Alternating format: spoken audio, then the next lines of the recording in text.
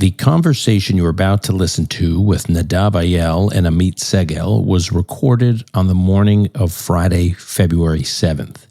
It is important that I mention this because since we recorded that conversation, we have all been reeling from a combination of joy, relief, and horror as Israelis welcomed home 3 more hostages on Saturday, Or Levy, Ohad Ben-Ami, and Eli Sharabi.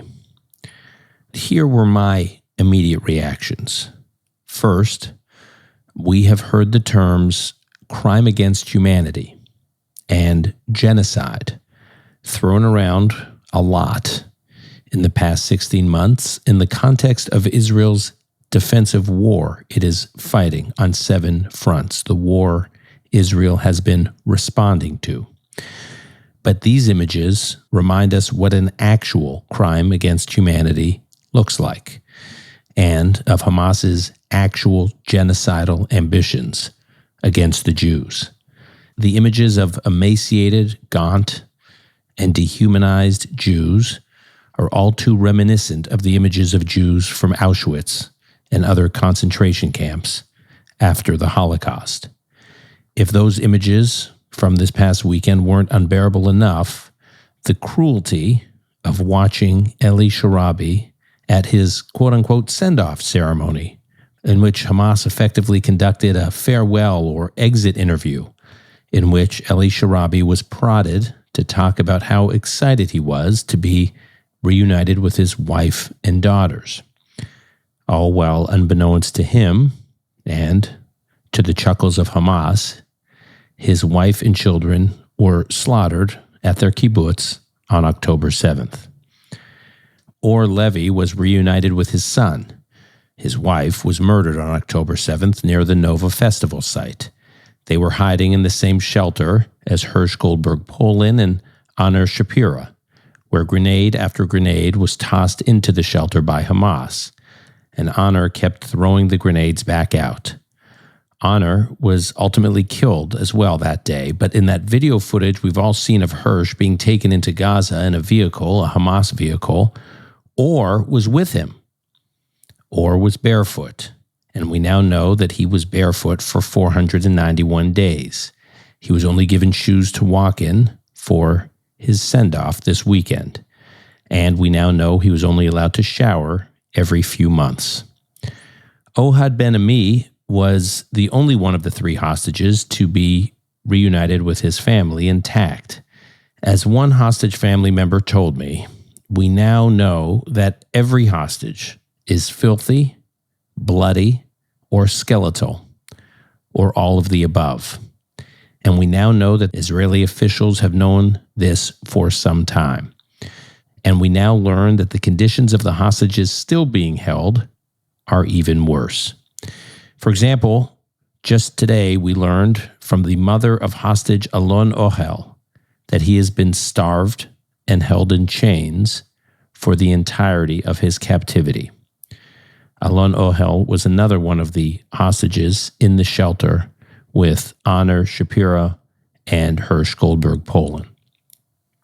I've spoken to a number of Israeli family and friends over the past 24 hours as they have reacted to these images and tried to get a sense from them how it informs where Israel goes from here. I've heard a mix of reactions and what they say they hope for next. Here's one reaction from Tal Becker, who has been a frequent guest on our podcast and has been a longtime official through many governments in Israel's foreign ministry. In response to these images from yesterday, Tal wrote to me, "For me, it was mainly heartache and pain, not just to see them so malnourished in ways that couldn't help but remind me of the Holocaust survivor images, but especially that Eli Sharabi didn't know that his wife and children had been murdered. I couldn't get that out of my head all night. Fundamentally, this release intensifies the impossible contradictions of this deal. Those who, seeing how these hostages were treated, feel the absolute urgency of getting everybody out, regardless of the cost. And those who, seeing how the hostages were treated, feel the absolute necessity of ensuring Hamas does not remain in power. It seems most of the Israeli public is in the former camp, but the politics and complexities of the situation are pushing towards the latter. Hard to see how to reconcile those two. Again, that was Tal Becker. And now on to my conversation with Nadav Eyal and Amit Segal.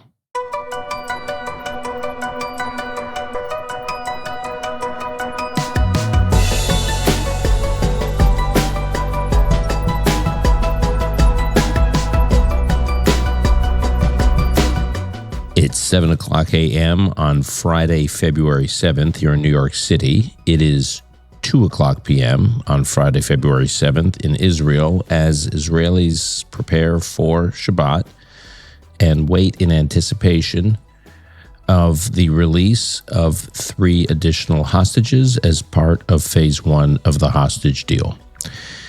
Whether people took President Trump's bombshell announcement about the U.S.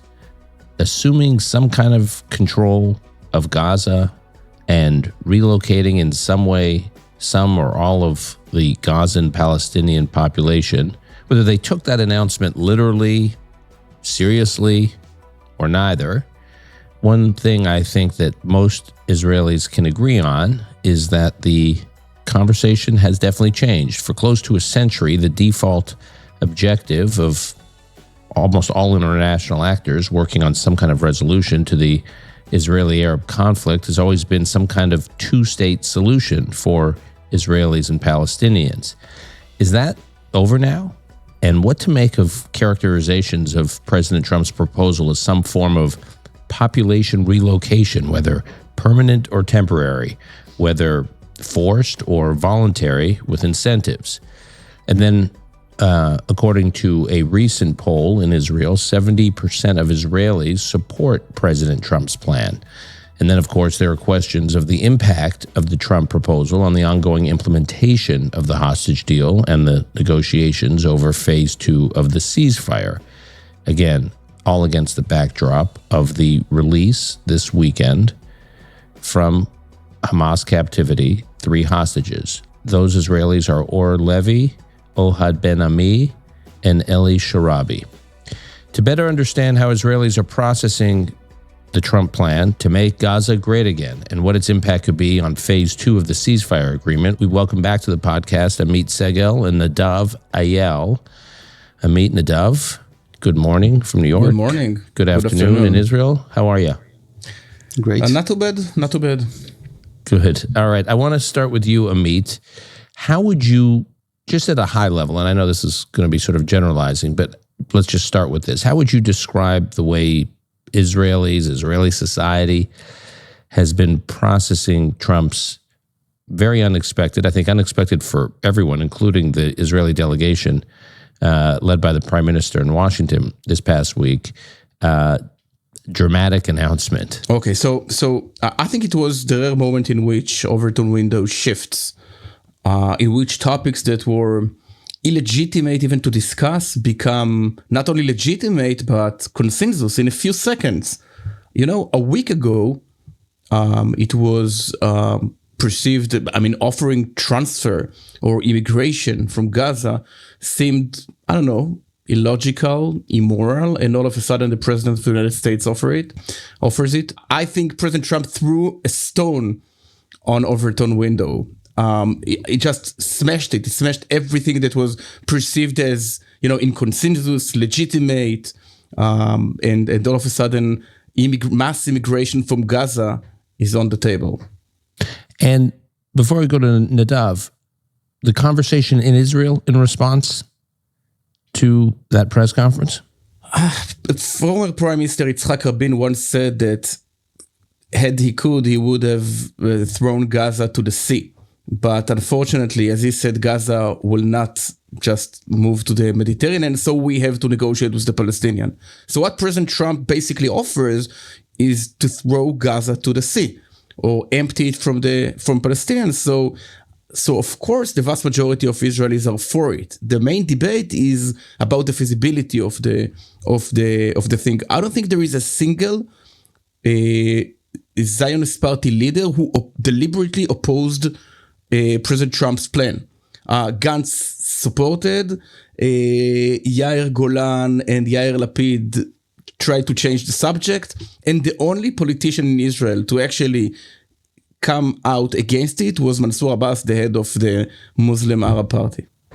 So I just want to stay on this for a moment because it's interesting. So Yair Lapid, the formal head of the opposition, Benny Gantz, obviously not in the government, so not a leader of the opposition, but is effectively part of the opposition, and Yair Golan, who's leader of the far left, what was formerly the Labor Party, or a merger of the Labor and Merits Party, what they call the Democrats. Obviously, only a handful of Knesset seats he has, but you just collectively there summarized the center left to, let's say, call it what we would normally call historically the hard left in Israel, and we just take for granted. By the way, when I was reading their statements in response, they weren't, as euphoric as some Israelis on the right were, but they were cautiously open to it, and certainly, as you said, not shutting it down. And talk to your, coming back to your Overton window point. I mean, that really, to me, that was the biggest sign. Sure. That, I mean, could you imagine the Israeli left of, Shimon Peres or Yossi Beilin, or, I mean, their reaction to something like this would have been to call it Kahanaism. I'll give you an example. Rehavam Ze'evi, a former general in the Israeli army, was the only Knesset member who supported mass emigrations of Palestinians from Gaza, and in his case, Judea and Samaria as well. He was branded and tagged as fascist, racist, etc. Nowadays, the vast majority of Israelis support it, but it's not the first time extreme ideas actually emerge from the far right or from the far left. In the end of the 60s and the beginning of the 70s, there was only one Knesset member from the left, Uri Avneri, who supported the two-state solution. 25 years passed, and all the presidents and all the prime ministers supported the same plan. So ideas who actually are planted by the far right and far left in Israel become more popular as time passes. Nadav, what is your response either to what Amit said or just generally to my question about how do you think Israelis are processing all of this? Well, I think that most Israelis feel like Prime Minister Netanyahu has felt, and you could see this in the Oval Office, like they won the lottery. Here you have a president that says, that has a fix for everything. You don't need to actually handle Hamas. You can just empty the strip from its residents, and you can do it voluntarily. This is really important, that at no point at Trump's plan did he talk about mass expulsion, of forced expulsion of the Palestinians, but actually offering them to go to this happy place. I think he used the term happy and nice, and where they will have better housing, and then to have an American ownership. Who doesn't want America as its neighbor in the Middle East? Not only will we not have the Palestinians responsible for the mass murder of October 7, but we'll also have American troops. The president wasn't ruling it out. Of course, 24 hours later, everything was different, Dan. Well, not everything, but certain aspects. Certainly the American troops part. I think that everything was different because the White House was walking back on this. And I'm not just talking about American troops. I'm also talking about American US tax dollars. So the president was talking about developing the Gaza Strip, about having a different future there. And I think it was Steve Witkoff with Republican senators that made clear that the US has absolutely no intention to invest in the Gaza Strip. I don't know what is the fine details of this plan. And as time went by, it was also clear, and this is the reason I'm talking about walking back, that for the US, everything can happen after you win, and basically the Israelis take care of Hamas. So Israel has been trying to win against Hamas in the last year. Hamas is not going to allow voluntarily immigration from the Gaza Strip. Hamas has been preventing this kind of immigration before the war. It's something I think that people back home in America don't know. Hamas has been very vigilant about the number of people it allows to leave the Gaza Strip. It's actually something that Palestinians could do, unlike the massive sort of deception and propaganda machine of presenting Gaza as the biggest, open prison in the world. The truth is that Palestinians could and did leave the Gaza Strip, but Hamas had a lot of ways to limit even them just going for a quick phase in Turkey, which many Palestinians did. So you have polls showing that 30% of the Palestinians in the Gaza Strip, with pollsters, Palestinian pollsters, are saying if we could emigrate, we would. But they don't want to immigrate to Somaliland, but life expectancy in Somaliland is 50-something. Life expectancy in Gaza before October 7 was much over 70. It was actually higher than it is, unfortunately, in Alabama or Mississippi. So if you want to actually implement the president's plan, according to the White House, this is not me sort of giving my commentary, you need to take control of the entire Gaza Strip. You need to win against Hamas. And then you need to voluntarily persuade the Palestinians who have a strong national and historical affinity to Gaza and a resolve that this is their homeland, that they need to emigrate en masse. This seems 24 hours later after the plan, or 48 hours later after the plan was presented, as quite a big mission. This is not to say that Israelis are not going to be, supportive theoretically of it, but I'm not hearing any details from DC right now about how this is going to happen. What I am hearing is the White House slowly walking back from commitment. Having said that, I know that if President Trump is resolved about something, and I see you smiling, Dan. I'm just smiling, yeah, because you are describing a very predictable pattern of how Trump operates, which is he puts out a provocative idea.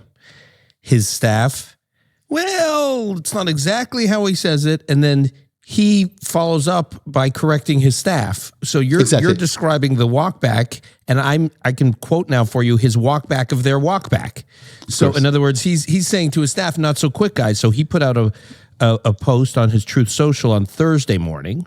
So and I'll just read from it. He says, the Gaza Strip would be turned over to the United States by Israel, meaning at the end of the ongoing conflict between Israel and Hamas. And he says the Palestinians would have already been resettled in far safer and more beautiful communities with new and modern homes in the region.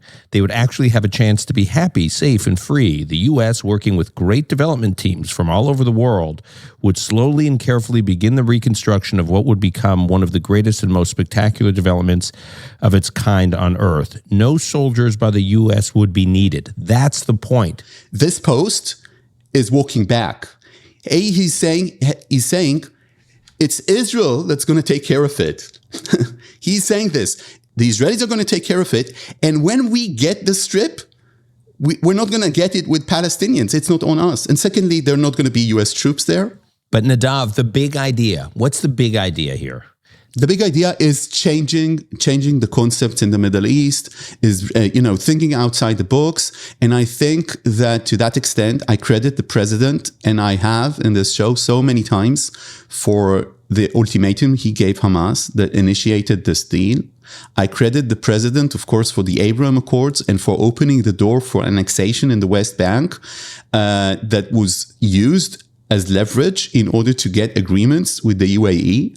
I think that the fact that the president is able to rethink everything and sort of break conventions is a great energy of this administration and could lead to good places. Having said that, I think Israelis are not aware that 72 hours before he made these statements, the entire American media and world economy was very much focused on 25% tariffs on Canada and Mexico, something that disappeared with a promise for thousands of troops on the border with Mexico and Canada. And 24 hours before that, there was the Panama Canal. And I think 3 days before that was this bickering with Denmark as to Greenland. And again, I don't know, maybe the U.S. will initiate a new agreement in Panama. in the week before that, he reacted to Colombia not taking these migrants with an imposition of tariffs, and within 24 hours, Colombia completely reversed its policy. And he might take the Panama Canal, and the U.S. might own Greenland. All I'm saying is that in essence, and as to Gaza, the problem here, and I want to refocus this not on Trump. Yeah. The problem is really simple. For this to happen, according to the president, and it's not my analysis, it's what he says, Israel needs to take full control of the Gaza Strip, which is basically means occupy it, clear it, house to house, then convince the Palestinians without expelling them by force that they can immigrate to Albania that doesn't want to hear about this, or Somaliland. I'm saying, the obvious, this sounds incredibly hard to me. Right now in Israel, if you ask the Israelis this question, do you want Israel to have a military rule over the Gaza Strip and clear the Gaza Strip house to house and take full military occupation of the Gaza Strip in order to implement the Trump plan? I'm not sure that the answer is more than 50% yes. I don't know. You're right. A few days ago, we were all talking about new tariffs on Canada and Mexico, and then poof, like it's gone, or at least delayed. But the reality is, Nadav, that most of these leaders around the world are taking Trump seriously, meaning they know he could do it. So in that sense, back to Amit's, Overton window shift, in that sense, this is what he's changed the conversation. So we could say, oh, he talked about tariffs and they're gone. But the point is, a previous administration, non-Trump administration, would never even believe that, like, the U.S. with the flip of a switch would be imposing these massive tariffs. But it's where the whole discussion has shifted, and I think what he's doing is shifting the conversation in another part of the world, which is the Israeli-Palestinian conflict. My sense, both watching from afar and talking to some of the people who've been involved in his orbit, in the president's orbit, is they're just on this issue. They're just looking at the trajectory. The White House, they're looking where things are going, and they're like, wait a minute. So we're in the ceasefire deal, which they like because they think it's going to quiet things down and it's going to get the Israeli hostages back. So the U.S. is for the ceasefire deal, but they're also saying, but at the end of it, on the trajectory we're on, Israel's going to be out of Gaza. Hamas is basically going to still be there and kind of in charge.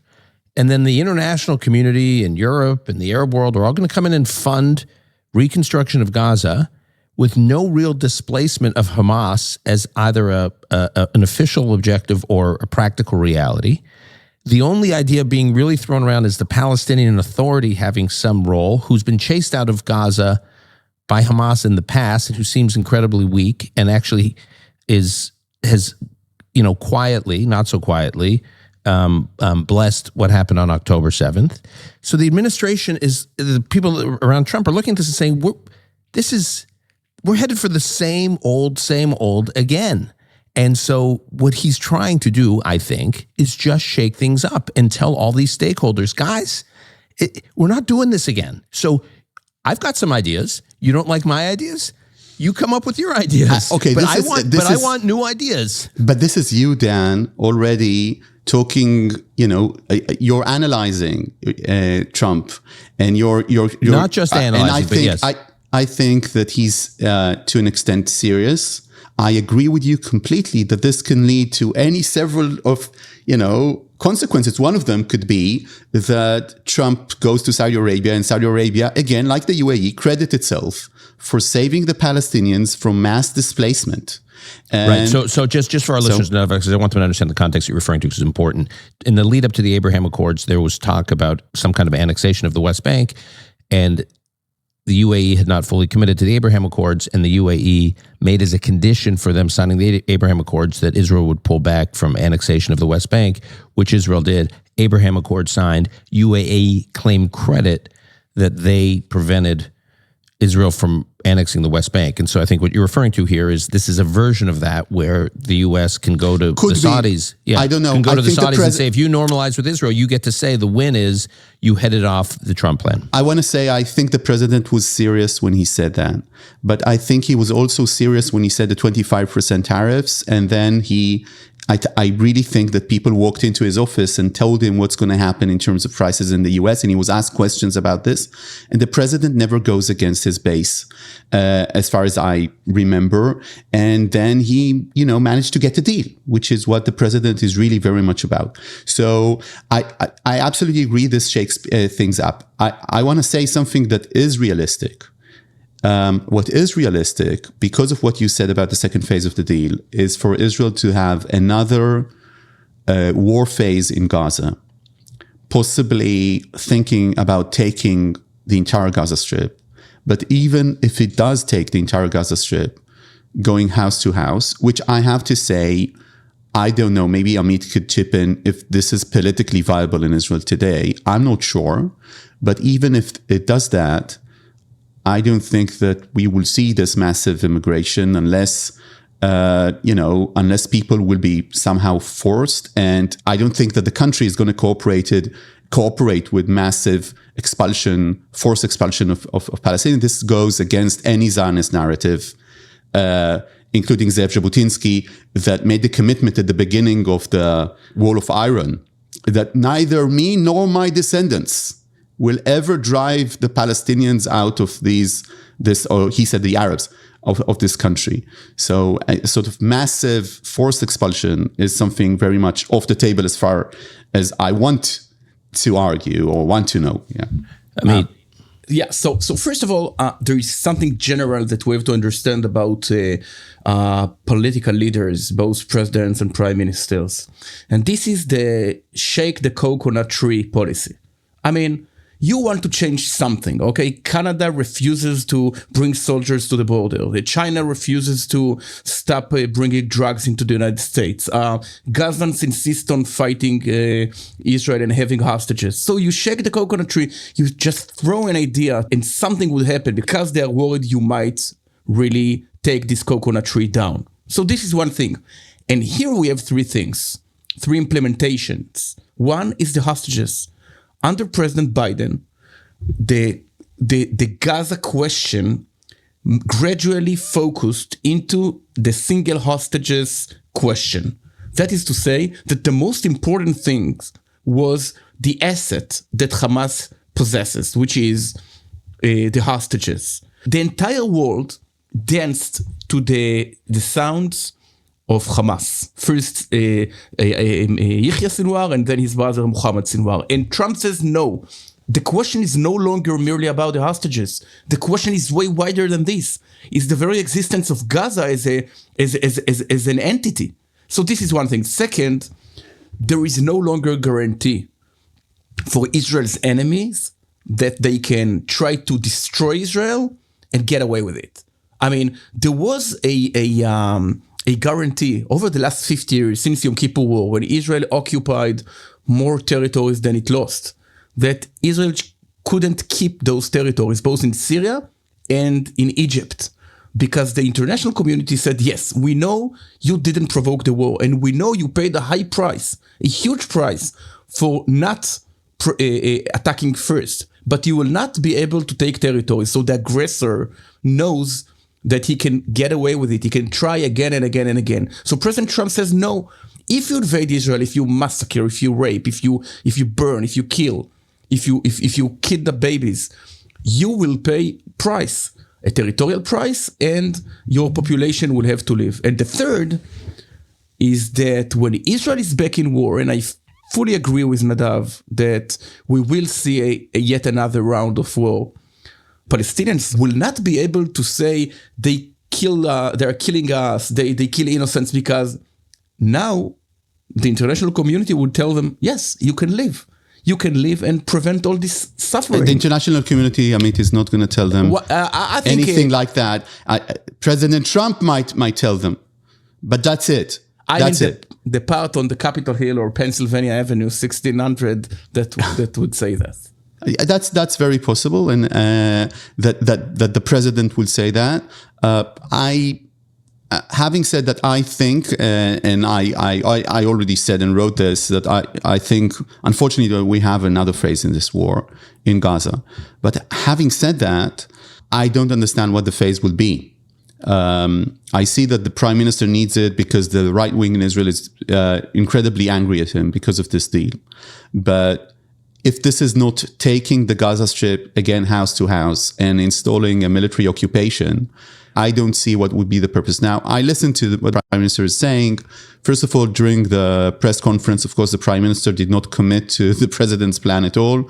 I don't know if it was because he was surprised by the level of commitment made by the President. I know that the Prime Minister knew that the President is going to talk about immigration of Palestinians from the Gaza Strip. He knew. But I don't think that he understood the issue of ownership. And he didn't see this as a compelling commitment by the United States. So the only thing that the Prime Minister himself spoke about, and then he corrected 24 hours later in sort of supporting the plan, was about getting the hostages back and mainly not having a Hamas rule in the Gaza Strip.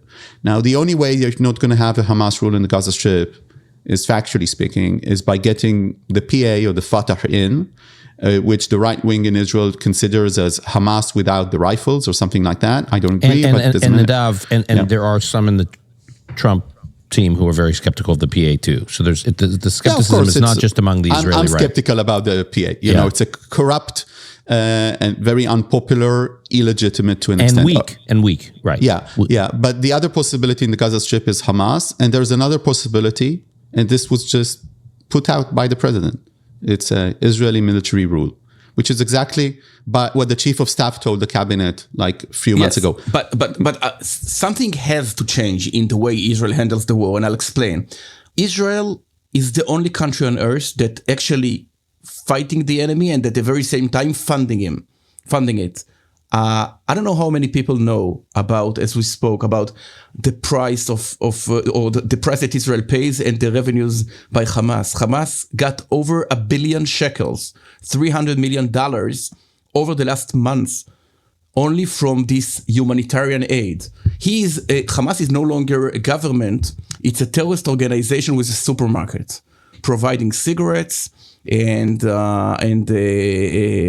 toilet paper and food, of course. Now, I think that the moment this war continues, I'm sure, I know that it would stop the humanitarian aid, at least for a few months. By the way, there is enough supply in Gaza now, only from those 600 trucks a day during the ceasefire for Gazans for yet another 3-4 months. But the situation in which we actually provide Hamas with the means to recruit new terrorists and to pay salaries that prevent mass protests would stop. And there are many, many other options. For instance, you can decide that in the city of Gaza, for instance, after you clean it up, you provide the food, and there is no weapon there. You can decide that an American company might do it. You can decide that you open the Rafah crossing in order to let people live. But I fully agree with you that the war that we actually have had over the last 15 months cannot defeat Hamas. Okay. I want to ask you, Amit, about the impact all of this has on this current government, its longevity, parties on the hard right. Ben Gvir leaves the government then because of the hostage deal, and then says, "Well, maybe now I'm more open to coming back in." After he watched the Trump press conference, just walk us through how this all impacts the geometry of Israeli politics. So Israel and Netanyahu's coalition consisted of 68 Knesset members. When you have 60, you fall. So if you only have 60, the government falls. Exactly. Right, so 60 or less, right. Ben Gvir left with his 5 Knesset members following the signing of the hostage deal. So Netanyahu's coalition is 63, which is a very narrow coalition. So is one party far from falling, be it Smotrich, if a second hostage deal is signed next month. And Smotrich, just again for our listeners, he's the finance minister, Bezalel Smotrich, who, like Ben Gvir, he leads one of these hard-right national religious parties. So one of the two parties, Amit is saying, has already left. Smotrich has agreed to stay under the condition that that Israel does not proceed to the second phase of the deal.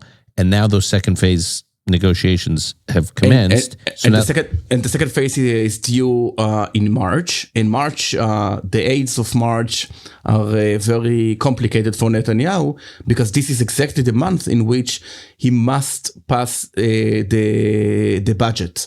If the budget doesn't pass by the end of March, the government automatically falls, and we're going to the polls.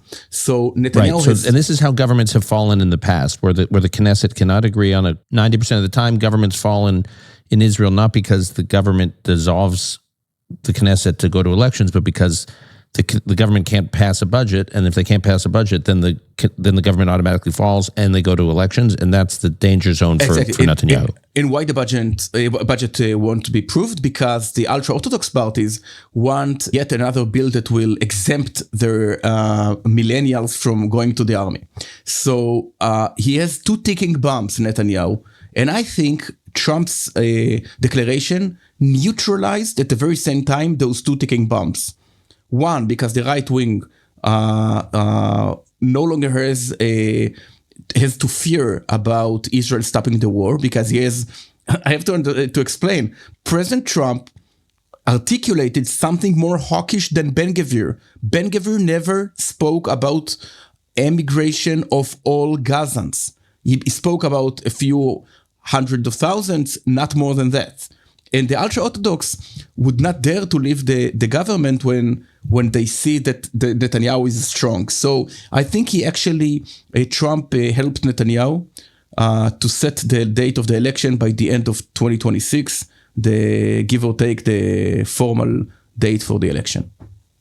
Nadav, what do you think all of this has on the implementation of the rest of the phase one of the hostage deal and going into the negotiations for the second phase?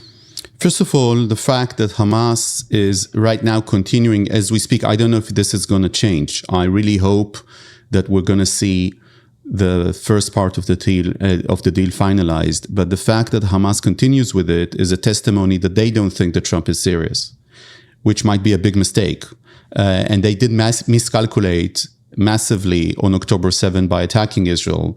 And they do not understand, I think, the American mindset or the Israeli mindset. But they don't think he's serious, because if they would. And by the way, Nadav, I think you're right. And I think they also, I remember hearing this from someone in the U.S. intelligence community, based on the intelligence they were getting in like the spring of 24, that the intelligence they were getting was showing that Sinwar was following Arab media coverage and international media coverage of the protests on U.S. college campuses. Yeah. And Sinwar was thinking, wow, like the West is with me. America's with me. Why should I negotiate? The pressure's mounting on Israel. And they were like, he completely does not understand the U.S. and American politics and American public opinion. I know this from Israeli intelligence too, that Sinwar was very much, and I think we spoke about this, was very much encouraged by what was happening on American campuses. And I don't know what they were really thinking if they would have understood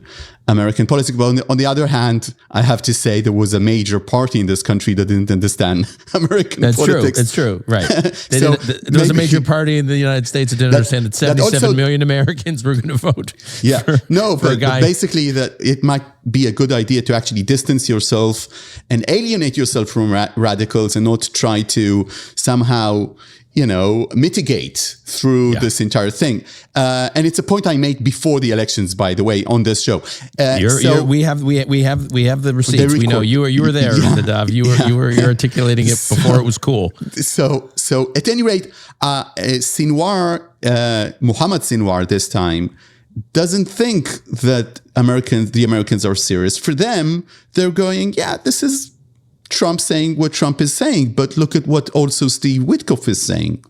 Look at what the president is saying about being committed to return all the hostages, including the young men, which are at the phase 2 of the deal. Now, in terms of politics, I'm going to be very cynical right now, okay? And I don't know how Amit is going to handle this, because him being so, I'll try. so not I'll cynical. do my best. Okay, so but most importantly, the Call Me Back audience can handle a little bit of cynicism. So let it rip. But I'm going to say something just with a pure political calculus, and it isn't funny. For Netanyahu, the best thing to do after the first phase of the deal is to resume the war one way or another. Before he went to the deal, I thought that Netanyahu has an interest in the first phase of the deal from several reasons, and then he'll resume the war. And when resuming the war, this is a huge opportunity for him to go to an election, right? Because he will have the law of exemption either passed or not passed with the ultra-Orthodox. If the law isn't passed, he doesn't have the votes, then sure thing, he needs to go to an election. And he doesn't want to go to an election when the Israeli hard right goes, hey, actually, it's Hamas that controls the Gaza Strip. And this is the condition right now, Dan. Let's make clear this situation that we have right now. In these 42 days, Hamas is the ruler of the Gaza Strip after more than a year, and after so much sacrifice and so many people who have died sacrificing their lives for the war aims, one of which was getting the hostages back, sure, but one of which was to make sure that Hamas doesn't control the Strip. Netanyahu has been warned by by President Biden. He has been warned by his former defense minister, interviewed by Amit and by myself this weekend, again and again and again, that if Israel doesn't have a day after plan, and by a day after plan, no, they didn't think about massive immigration of Palestinians from the Gaza Strip, then Hamas will continue to rule the Gaza Strip. Now, whether or not this is going to happen, the Trump plan is going to happen, right now, one thing is for sure. First phase is Hamas not controlling the Gaza Strip. So we're back to square one. I don't think Netanyahu wants new election, because I don't think he has nothing to earn from new election. At the best case scenario would be at the same very situation again, with yet the inability to pass a new military exemption deal. My point is that if he needs to go to an election, yes, he must go to an election while fighting in Gaza, or at least with having no Hamas rule, just peacefully in Gaza during a deal. That's my point. So we're on the same page. As for this thing, it's not political. It's not about politics. It's about the promise, the pledge Netanyahu has made to his public following October 7th, a total victory. It's not because of Smotrich and Ben-Gvir. It's because if Netanyahu ends the war without Hamas being defeated, not a war like Catch-22, an ongoing war, a never-ending war. No, a war with a certain purpose, to defeat Hamas. By the way, what Trump really did is offering a new path to end, to defeat Hamas without a single shot fired. So it's not that people are addicted to the smell of the gunpowder first thing on the morning. No, or the napalm on the morning, first thing on the morning. They are committed to the idea of preventing a terrorist pro-Nazi regime to be 1 mile from the borders of Israel. And if it's the Trump's path, so be it. If it's Netanyahu's path, so be it, etc. Okay. I want to ask you both about what you're seeing and interpreting in the Palestinian and kind of Arab world media about, and Arab satellite channels, Arab press, about the coverage of how Palestinians have been processing Trump's announcement. Now, Nadav said that Hamas doesn't take the Trump announcement seriously, but just do you have any insights just based on what you're reading and seeing in terms of how Palestinians are responding, to the extent that we can gain some understanding of that with any clarity? According to the polls, even prior to October 7th, when Gaza looked way better than now, 1/3 of Gaza population wanted to emigrate. 1/3. By the way, it makes sense because many of the Gazans, they find themselves as refugees from old Palestine, today is Israel. So if you are a refugee, so Gaza is not necessarily your home. Now, after the war, I don't think polls make any sense in Gaza, but one half would be, I think, okay, your guess is as good as mine, but I think 50% would emigrate if they have an opportunity.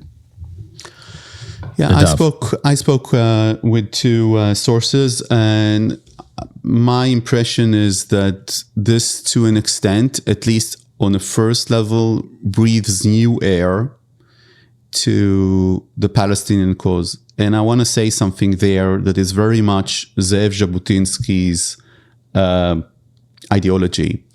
It was the labor movement historically that ployed with the idea of massive population transfer, more than the revisionist and the right-wing side, or traditionally the right-wing side. And this was the point made by Gandhi, by Rehavam Ze'evi, that Israeli far-right politician at the time. He was quoting Yitzhak Rabin from 1973, talking about the possibility of moving Gazans to Jordan. And Rabin did say these things, but it wasn't only Rabin. And it was actually the Jabotinsky folks and ideology that said, no, we respect the Arabs, and we see that it's not about economics. If you actually read what he's saying, it's not about economics. It's about their national self-determination. And forever we will have two people in this land. Now, of course, the right wing today is not like Zev Jabotinsky, and quoting Jabotinsky to the right wing today is seen to them as an abomination. And they will immediately answer, where were you? When Jabotinsky was hunted down, and, this is just, you're just using words here. But I need to say this, knowing what I know and speaking with Palestinians. I think that this plan for them really enhances a notion called tzumud. Tzumud, which is, it's also in the Hebrew, hitzamdut, which means, sticking to the ground. Sticking to the ground, staying in the ground with all the hardships, and it breathes this into the national narrative. Having said that, Dan, there was a way for mass immigration of Palestinians from Gaza. And here's the way. And I actually thought that it's a good idea at the beginning of the war, if all the countries that are so critical of Israel would have said, you know what, we understand there's a war in Gaza. Countries like, Sweden and Holland and, Canada. And we're willing to accept for a temporary time, and only if the Israeli government commits to their return, hundreds of thousands of Palestinians, so that they will not be hurt with the fighting in the Gaza Strip, and we'll vet them to make sure that they're not Hamas people, or only women and children, right? And I actually aired that idea, and I thought that this could be, and I'm serious about this idea. I'm not using this as kind of, oh no, and then we Israelis shouldn't allow them to return. No, I'm serious that Israel would have committed with guarantees that they will return. And I didn't see this, in the international sphere. I didn't see people saying, oh yeah, no. And I think that many Palestinians in Gaza, from my conversation, from what I'm reading from a journalist like Shlomi Eldar, who's not suspected to be a far-rightist, right? Shlomi Eldar is a very respected, with much better connections with the Palestinian society than I do, and specifically with Gaza. He's saying everyone I spoke with would have emigrated because of the future of his kids, but he needs to immigrate to a country that has a future in it. For instance, like Western Europe, or countries that are, good places to live in. And that's the truth. By the way, that was also the truth about the Jewish people when they needed to leave Eastern and Central Europe because they were, and I'm not comparing, because they were persecuted there. And I'm not comparing. But people want to live in, places in which their children can have a future, not in, some places in Africa that nobody even recognizes as a state.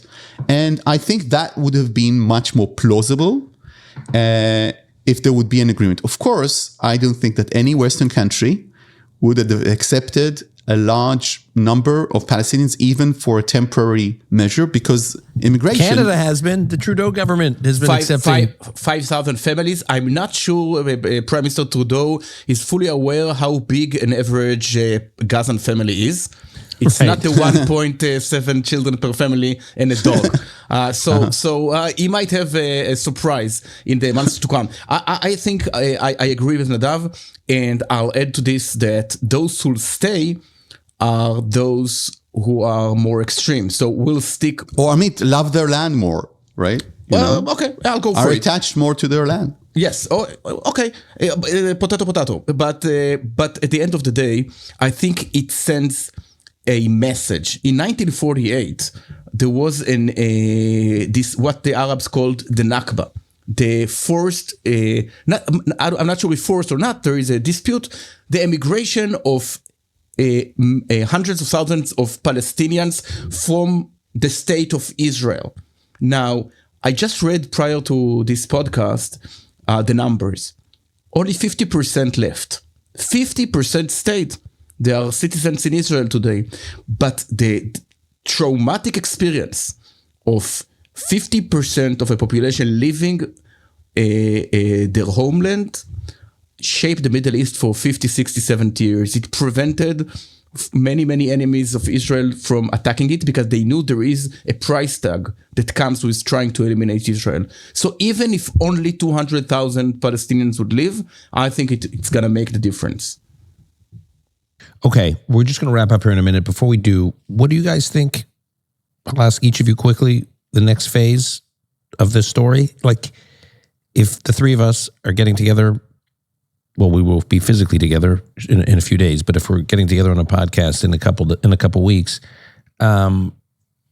what do you think we'll be talking about? Where is this going? There is a difference from the sovereignty plan, the annexation plan by President Trump in 2020. Then it was Trump's last year, and 2 months later, the COVID crisis broke out. Now Trump has 4 years. And even if this immigration scheme... Just want to, for our listeners to understand that the whole debate about annexation of the West Bank was 2020 when Trump was running for re-election, and you're saying that now Trump is having this conversation about another controversial plan on his second week in office, or week in office, right? Yeah. Right. So now he has 4 years. So okay. So even if this immigration doesn't work, so we know that ideas out of the box emerge on a weekly basis when it comes to the Middle East. And I'll tell you something that has nothing to do with what we spoke, but might be connected. I'm surprised if the tactics of President Trump, as you both spoke, that you both described, is to carry a huge stick and threaten and then get, an incremental achievement. I just doubt, I don't have the answer. Why, when it comes to Iran, President Trump doesn't use this tactic? Why doesn't he threaten Iran? Listen, in 2 weeks from now, we are going to bomb you. Right? Interesting. Maybe he's worried he might have to actually make it happen. Yeah, this is what we talked about with Rich Goldberg in our last episode, was how when Trump issued that executive order on Iran, maximum pressure, he kept caveating it with, I hope I don't have to use this. I hate that I have to sign this. So it was, on the one hand, he was putting the screws on Iran, and yet not speaking as aggressively as he does, or he has been on Hamas and the Palestinians in Gaza. I mean, the tools he's employing are pretty aggressive, but the rhetoric is different. I just want to say something about this, which I think is important. Look, I'm all for shaking the coconut tree, specifically in the Middle East, and we got the Abraham Accords as a result of that, and we got this deal as a result of that, and it's to the credit of the president's team and the president himself. And after saying that, I want to say something important. We're dealing with really serious things. If there is a change, that's one thing. If Israel goes the wrong path, people, Israeli soldiers and families and hostages will die. And this is a crucial moment. And I'm getting these signals from the US, from DC. I'm also getting a signal that the president wants to maybe pull out the American forces from Syria. That's a bad omen. And that's really bad for the region. And that's really bad for Israel. I'm also seeing that the president is downplaying the possibility of a strike against Iran, referring to what Amit said. If you want to have a robust agreement with Iran, you need to keep the pressure on and give them an impression that deterrence is real and that all options are on the table. It's really important. So as an Israeli, I would really, really not want us to get a plan that will only manifest itself after we beat Hamas on the one hand, and on the other hand, so to get blown off with the issues at hand. Now, I'm not sure that when the president speaks like this on Iran, this isn't a ploy to an extent, that he's not trying to, while the administration is already considering maybe striking or allowing Israel to strike or assisting Israel. So the jury is still out on this, but it's really important. Strategically speaking, Iran is the threat. The opportunity to act is in this year. There would be no other opportunity, most probably. And these are really crucial moments. And that's a real threat to Israel's existence. So, and we need to keep our eyes on the ball. And by the way, the argument I'm just making is the prime minister's argument towards his DC trip, and the argument that he's making with Smotrich and Ben Gvir. Think about Iran. Not that they're too interested, by the way. Before we wrap, Nadav, I want to briefly touch on an unrelated story that you tweeted about yesterday, and I'm referring to the story about a top Hamas official, Khalil al-Hayya, who, according to you, met with a senior Iranian official or military officer before October 7th. And this, I don't want to speak for your reporting, so you speak to your own reporting. What can you tell us about this story? So this is part of the Gallant interview, and Gallant refused to... So this is former Defense Minister Yoav Gallant that Nadav just had a long interview with that's been published in the Israeli press. And Amit and Yonit Levy interviewed on Channel 12 News, yep, which is also getting a lot of attention in. Yeah. So the thing, so Gallant wouldn't say anything on the record or off the record as to this issue, but here's the story. It turns out that there was a middleman, there was an Iranian middleman who was responsible for coordinating the so-called axis of resistance or axis of terror. This man was part of the Al-Quds force of the Revolutionary Guard. And by the way, he's still alive. Israel didn't manage to kill him yet. And this man was carrying messages across the axis of resistance. And one thing is for sure, it is absolutely the fact that a plan to destroy Israel, to annihilate its existence physically, not only lead to its collapse, was presented to Hassan Nasrallah. And that Hassan Nasrallah said, yeah, I believe this is plausible and we can go for it. And this didn't happen like years ago. It happened in negotiations that were held since 2021 through 2022. It's also the fact, and on this, Gallant says on the record that this is the fact, that in the morning of October 7, Yahya Sinwar presented 3 scenarios to Hamas officials. The first scenario is that they will occupy parts of the western Negev in Israel, the southern parts of Israel, and they will hold on to them. So Hamas believed that they'll be able to hold to these areas and negotiate with Israel for some, arrangements in Jerusalem, for instance. Second scenario, he said, was that Hezbollah will join in and will invade Israel from the north and will occupy parts of the Western Galilee and will hold to them too, which will give us even more leverage. Third option, and this is a quote by Gallant, okay? This is not an assessment now, is that Iran will join in to us and to Hezbollah, and then we'll meet in the middle, meaning in the middle of Israel, meaning a total annihilation of Israel. This is what Hamas had in mind on the morning of October 7th. My story is that it turns out that Hamas is sending an official to Beirut to tell Hassan Nasrallah, we are going to attack Israel with the big project. Comes the holidays, the high holidays in Israel, Rosh Hashanah and the rest, meaning September, October. Now, the reason Halil al-Haya, who's a close associate of Sinwar, went there was because there was an idea floated at the time during negotiations with Israel as to release of the hostages held by Hamas. I remind our listeners that there are 2 Israeli civilians that entered the Gaza Strip, at least one of them with mental illness, that entered the Gaza Strip, and there are also bodies that Hamas was holding. For instance, the Goldin family, Oron Shaul and others. So there were negotiations right up to October 7 with Hamas, and Hamas was using this to deceive the Israelis as to their intentions. And then one of the countries involved said, hey, we have a suggestion from Hamas. Hamas is willing to go for this deal with these and these conditions. And one of these conditions is that you allow Yahya Sinwar, the leader of Hamas, to leave the Gaza Strip and go abroad for some meetings. And this goes to the table of Yoav Gallant, who's the defense minister. And I'm not talking a year before, I'm talking really a couple of months before October 7. And Yoav Gallant is faced with the decision whether or not to allow Sinwar. And these are the days that, we're talking about an understanding.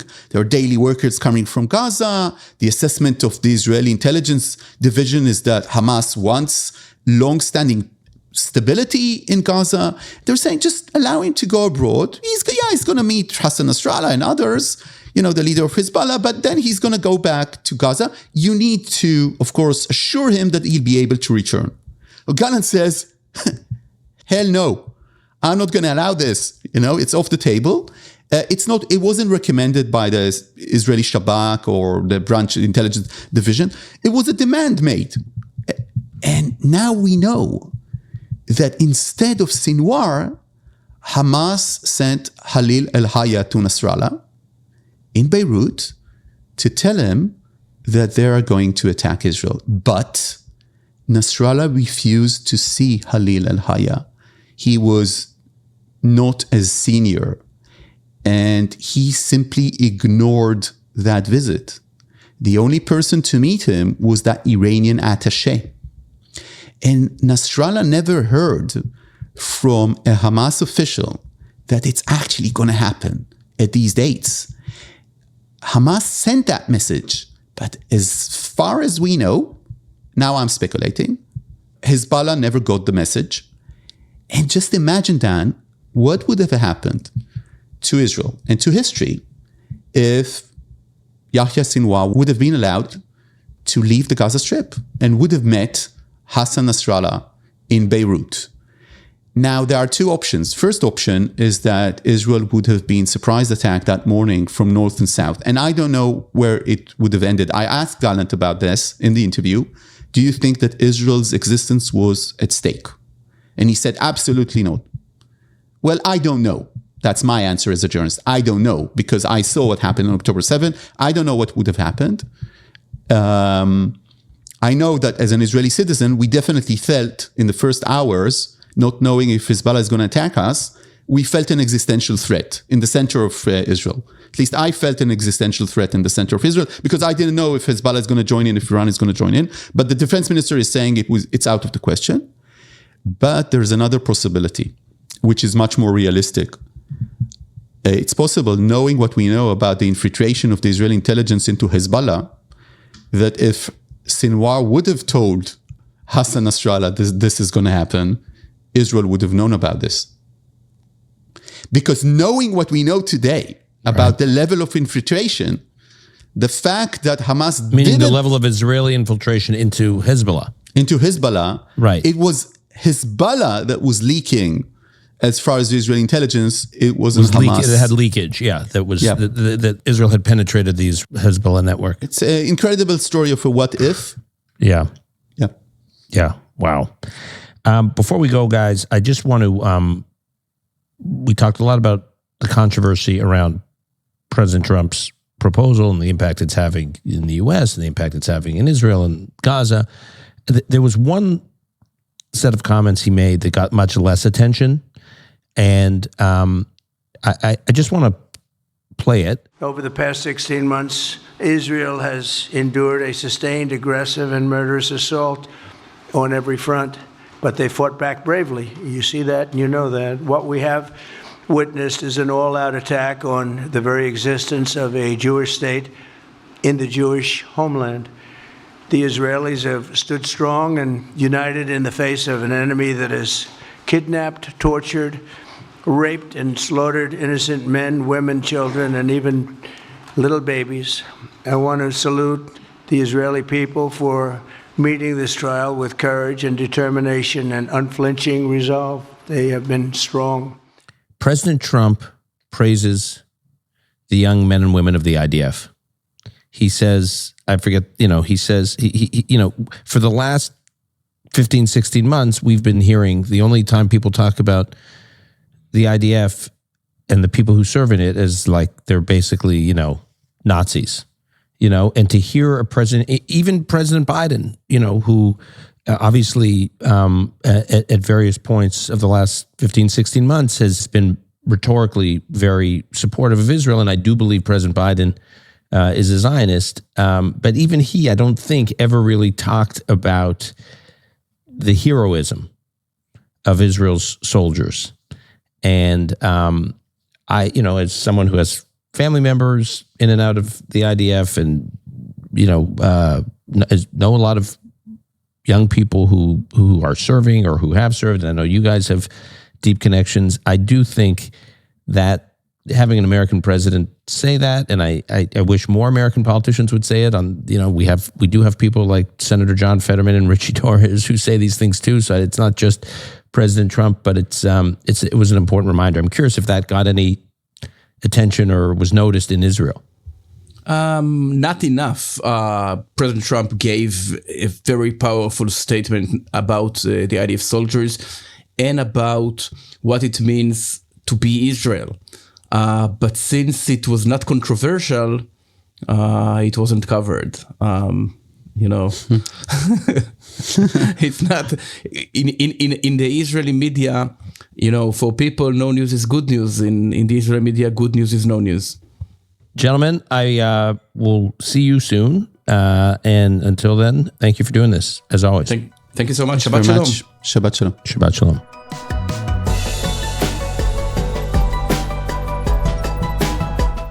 That's our show for today. You can head to our website, arcmedia.org. That's ARK, arcmedia.org, to sign up for updates, get in touch with us, access our transcripts, all of which have been hyperlinked to resources that we hope will enrich your understanding of the topics covered in the episodes on this podcast.